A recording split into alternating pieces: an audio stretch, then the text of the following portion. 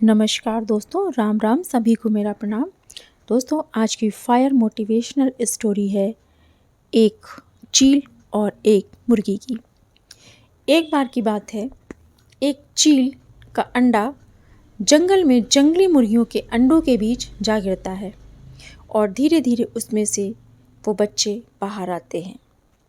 तो वो चील का बच्चा जो कि मुर्गियों के बीच में पैदा हुआ, मुर्गियों जैसी ही हरकत करने लगा और मुर्गियों जैसे ही बोलता, मुर्गियों जैसे ही चलता, मुर्गियों जैसे ही दाना चुगता था। एक बार वो चील का बच्चा ऊपर आसमान की ओर देख रहा था। उस बच्चे ने देखा कि एक सुंदर चिड़िया आसमान में ऊपर से उड़ रही है। उसने अपनी माँ से पूछा, जो कि मुर्गियों के बीच में पला था, तो वो मुर्गी को ही अपनी माँ समझता था। उसने अपनी माँ से पूछा, वो चिड़िया कौन सी है? तो उसकी माँ ने कहा, बेटा, उस चिड़िया का नाम चील है। वो बहुत ही सुंदर पक्षी होता है, बहुत ही सुंदर पक्षी है, लेकिन उसकी तरह तुम और हम आसमान में नहीं उड़ सकते, क्योंकि हम तो मुर्गी हैं और वो चील है, लेकिन हम चील नहीं हैं। ये उसकी माँ से सुनने के बाद उस दिन से उस चील के बच्चे ने, जो कि मुर्गियों के बीच पला बढ़ा था, उसने इस बात को मान लिया कि वो कभी भी वैसी सुंदर चिड़िया नहीं बन सकता, वैसी सुंदर उड़ान नहीं भर सकता। वो कभी भी आसमान में उस चील की तरह नहीं उड़ सकता। दोस्तों, बहुत सारे लोग हम में से मुर्गियों के अंडे के बीच फंस चुके हैं और हम ये सोचने लग जाते हैं, ये मान लेते हैं कि अब हम वो सुंदर उड़ान कभी भी नहीं भर सकते, क्योंकि हम मुर्गी हैं। यानी हम उन इंसानों के जैसे नहीं हैं जो सुंदर उड़ान भर रहे हैं, जो सफल हैं, जो आगे बढ़ रहे हैं।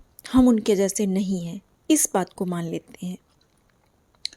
अगर नहीं भर सकते तो सुनिए, ये जो सुंदर पक्षी जो अपनी उड़ान भरता है, वो अपने जीवन के 40वें साल में जब पहुंचता है तो उसके पास में सिर्फ 2 ही रास्ते होते हैं।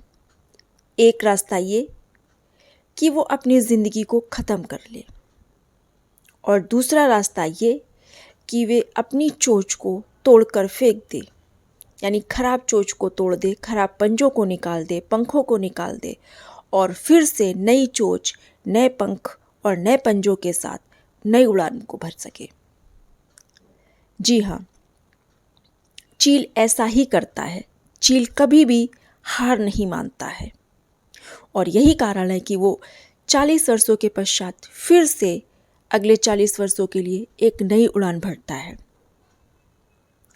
हर 40 वर्ष के बाद वो अपने आप को एक बहुत ऊंचे जगह ले जाता है, और जहाँ पहले 1 महीने वो अंदर ही उसी जगह, सुनसान जगह में रहकर 1 महीने में सबसे पहले वो अपने पंजे को निकालता है, पंजों को अपने शरीर से अलग करता है, बाहर निकालता है जो खराब हो चुके हैं।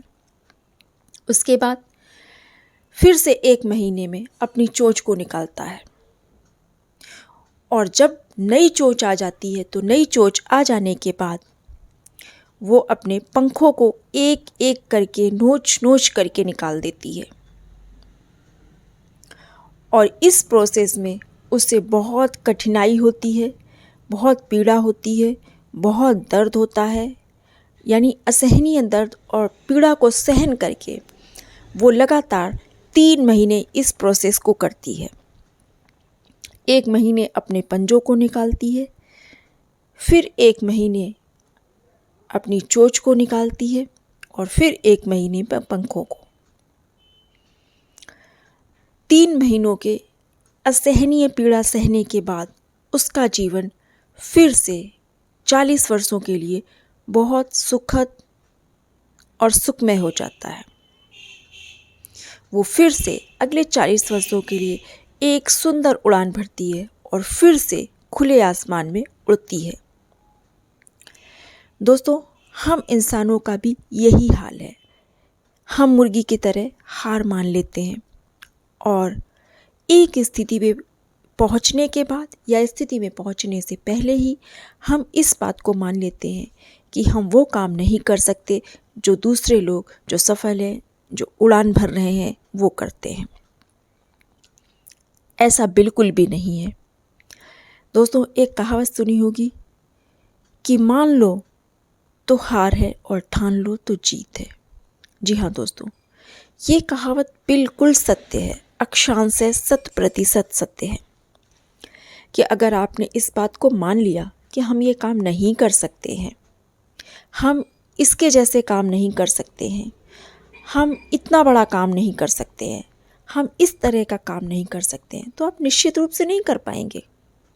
ये सत्य है। फिर आप उस काम को कतई कर ही नहीं पाएंगे। लेकिन अगर आपने ठान लिया कि नहीं, कुछ भी असंभव नहीं है, कुछ भी इस दुनिया में नामुमकिन नहीं है जो इंसान ना कर सके, जो एक दृढ़ निश्चयी इंसान ना कर सके। अगर आपने ये ठान लिया कि मुझे इस काम को करना है और जीतना है, हर हाल में करना है, मैं करके ही रहूँगा, तो निसंदेह निश्चित रूप से आप उस कार्य को करने में सफल हो जाएंगे। ये सत्य है दोस्तों। हो सकता है कि आपके साथ में भी कोई ऐसा हो या कभी हुआ हो, कभी हो गया हो कि आपकी चोंच मोटी हो गई है, आपके पंजे खराब हो गए हैं या आपके पंख आपका साथ नहीं दे रहे हैं। यानी हम इंसानों के साथ भी ऐसी परिस्थितियां आ सकती हैं किसी भी कारण से। हो सकता है स्वास्थ्य के कारणों से, हो सकता है सामाजिक कारणों से, हो सकता है शारीरिक कारणों से, हो सकता है अन्य किसी व्यक्तिगत कारणों से, हो सकता है योग्यता कारणों से, शिक्षा कारणों से। बहुत सारी चीज़ें हैं ऐसी, किसी भी कारण से ऐसा हो सकता है कि हम ये सोचने लगें कि हम ऐसा नहीं कर सकते हैं। लेकिन फिर भी इंसान को चीलों से सबक लेना चाहिए और एक बार फिर से नई कोशिश कीजिए, नई उड़ान भरिए, फिर से अपने आप को पुनः तैयार कीजिए एक नई चुनौती के लिए, एक नई लड़ाई, एक नए जीवन के संघर्ष के लिए।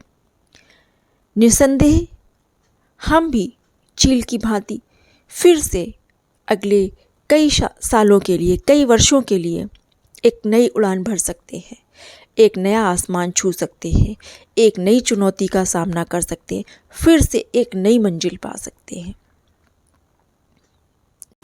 तो दोस्तों, जब चील एक पक्षी होकर इतनी पीड़ा सह सकता है और फिर से उड़ान भर सकता है, तो हम इंसान हैं, हम सबको इससे सबक लेना चाहिए और फिर से एक नई उड़ान भरनी चाहिए। थैंक यू दोस्तों।